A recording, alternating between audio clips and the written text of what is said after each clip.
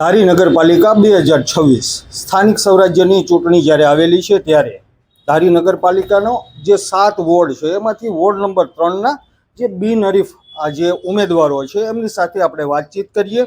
પહેલાં તો આપણે વાતચીત કરીએ મનસુખભાઈ ભુવાની સાથે। મનસુખભાઈ, જ્યારે તમે બિનહરીફ થયેલા છો, એક આખી તમારી પેનલ બિનહરીફ થયેલી છે ધારીના વિકાસ માટે। ધારી શહેરના પહેલાં આપણે અગાઉ જે ગ્રામ પંચાયત હતી, ધારીનો વિકાસ થોડોક ઓછો હતો, પરંતુ જ્યારે ભારતીય જનતા પાર્ટીની અત્યારે ગ્રામ પંચાયતથી લઈને કેન્દ્ર સરકાર સુધી જે સત્તા છે, ત્યારે ધારી નગરપાલિકાના શહેરીજનો પણ તમારી પાસેથી સારી આશા રાખે છે। એ વિશે આપ શું કહેશો? ધારી સ્થાનિક સ્વરાજ નગરપાલિકાની જે ચૂંટણીમાં વોર્ડ નંબર 3માં એક પેનલ બિનહરીફ જાહેર થઈ ગઈ છે, એટલે અમે જીતવાના શ્રી ગણેશ કરી દીધા છે। તો ધારીની નગરપાલિકા થતાં ગ્રામ પંચાયતમાંથી જે કન્વર્ટ થઈ છે નગરપાલિકા થતાં ધારી નાગરિકોના અપેક્ષા અમારી ઉપર જ છે કે ભાઈ તમે જીતશો તો વિકાસના કામો કરશો, એવી અપેક્ષા સાથે અમને 28 ઉમેદવારો જીતે એવો અમને પૂરો વિશ્વાસ છે। મિત્રો, ધારી ગ્રામ પંચાયત હતી ત્યારે જે સરકાર તરફથી અનેકવિધ ગ્રાન્ટો મળેલી છે, છતાં પણ નગરપાલિકા થતાં વધુ ગ્રાન્ટો મળતા ધારીનો વિકાસ થશે એવો અમને પૂરો વિશ્વાસ છે અને અમારી ટીમ પણ એ માટે મક્કમ છે અને સંકલ્પ સાથે કહીએ છીએ કે ધારીના વિકાસમાં અમે કચાશ નહીં રાખીએ। આપણે બીજો સવાલ કરીએ। આપણી સાથે છે જયદીપભાઈ બસિયા, કે જેઓ તાલુકા પંચાયતના માજી સદસ્ય પણ છે, ધારી ગ્રામ પંચાયતમાં પણ ચૂંટાયેલા જે તે સમયના સદસ્ય હતા। જયદીપભાઈ, ધારીના વિકાસ માટે પાયાની સુવિધા માટે ગટર હોય, રોડ રસ્તા હોય, સ્ટ્રીટ લાઇટો હોય કે પછી બીજી અન્ય આરોગ્યને લગતી જેટલી સુવિધા છે, ધારી શહેરના શહેરીજનોને આપવા માટે તમે શું લોકોને, મતદારોને કહો?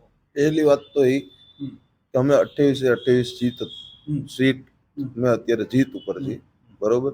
અને બીજી વસ્તુ, ધારીની સુખાકારી માટે અમે આધુનિક ધારી બનાવશું એવો અમારો સંકલ્પ છે અને અમારી પાર્ટીની ઉપર અમને પૂરો ભરોસો છે કે ધારી પ્રથમ નગરપાલિકા બનેલી છે એટલે પાર્ટી અમને ગુજરાત રાજ્ય સરકાર છે, ઉપર નરેન્દ્રભાઈ મોદીની સરકાર છે, બરોબર। અમને પૂરો સપોર્ટ કરીને આધુનિક ધારી બનાવવા માટે અમારા સંપૂર્ણ પ્રયાસ હશે। ખૂબ ખૂબ સરસ। આવી જ આશા અને અપેક્ષાઓ શહેરના શહેરીજનો રાખી રહેલા છે। ત્યારે આપણે વધુ એક મહિલા સદસ્ય જે બિનહરીફ થયેલા છે, એમના પતિ, એમના આ જે પ્રતિનિધિ છે એમની સાથે પણ વાતચીત કરીએ કે સાહેબ, જે ધારીની અત્યારે ભૌગોલિક પરિસ્થિતિ છે, ક્યાંક ને ક્યાંક ફરિયાદ પણ લોકોની છે અને છેલ્લા 1.5 વર્ષમાં જ્યારે ચીફ ઓફિસર જે કાર્યકર સંભાળી રહેલા છે, પાલિકા પ્રમુખ કે આપણા જે સત્તાધીશો તો નથી અત્યારે પણ, પરંતુ હા, જેવી રીતના જયદીપભાઈ બસિયા એક વિશ્વાસ રાખી રહેલા છે કે 28 બેઠક ઉપર ભારતીય જનતા પાર્ટીના ઉમેદવારો જે જીત હાસિલ કરશે અને વિશ્વાસ છે। અને અત્યારે મતદારોમાં પણ સારી એવી તમારી પાસેથી આશા અને અપેક્ષા છે, ત્યારે એ વિશે મતદારોનો વિશ્વાસ તમારી ઉપર જ્યારે છે ત્યારે મતદારોને પણ તમારી પાસેથી જે અપેક્ષા છે એ મુજબ તમે એમના માટે શું સવલતો ઊભી કરશો?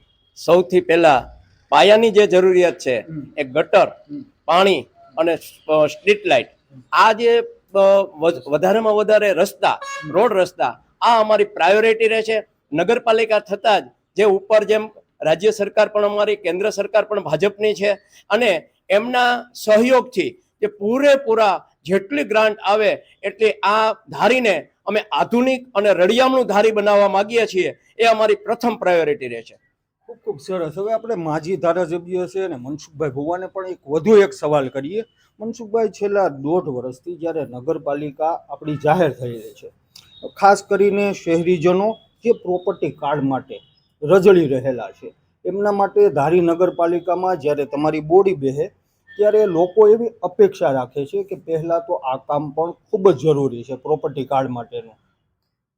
ધારી નગરપાલિકામાં જે અત્યારે લોકો વિશ્વાસ રાખી રહ્યા છે, એકાદ વર્ષથી તમે જે વાત કરી એમાં વહીવટદાર શાસન હોય તો અગવડતા પડી છે એવું અમે સ્વીકારી છે, પરંતુ અમે પ્રતિનિધિ તરીકે, અમે જ્યાં લોકોના પ્રતિનિધિ તરીકે બેસવાના છીએ તો એમાં ઘણા સુધારા ફેરફાર કરી લોકોને અગવડતા ન પડે એ માટેના પૂરા પ્રયત્ન કરશું। લોકોના અગવડતા એ અમારી અગવડતા છે, લોકોને અમે વિશ્વાસ આપીએ છીએ કે આવી અગવડતાઓ હવે નહીં પડવા દઈએ. અમે તમારા પ્રતિનિધિ તરીકે અને તમને પાછો અમારા ઉપર કરતા ભારતીય જનતા પાર્ટી ઉપર જે વિશ્વાસ છે એના અમે કાર્યકર્તા છીએ, એટલે અમે એમાં ક્યાંય અગવડતા નહીં પડવા દઈએ એનો પૂરો વિશ્વાસ આપીએ.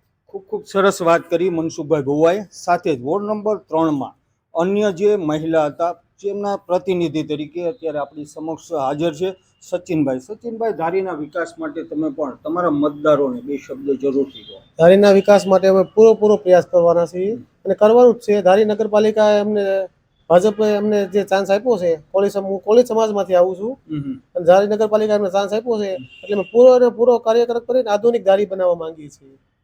ખૂબ ખૂબ સરસ.